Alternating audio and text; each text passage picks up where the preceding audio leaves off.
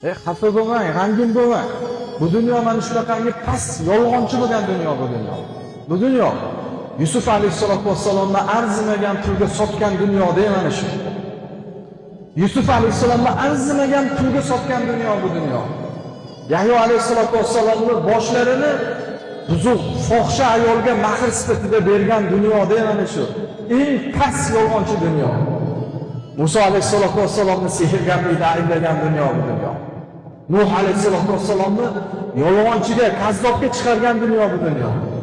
Payg'ambar sollallohu alayhi vasallamni majnunlikda, jinnilikda ayblagan dunyo, eng past dunyo. Nima o'zingiz yo'qotasiz? Nima xafa bo'lasiz? Nima g'amgin bo'lasiz? Fa inna ma'al usri yusra. Qiyinchilikning ortida akal albatta yengillik bor. Ishoning akal yengillik bor. Musulmon odam sobit turadi. Musulmon odam o'zini yo'qotib qo'ymaydi. Sobit turadi.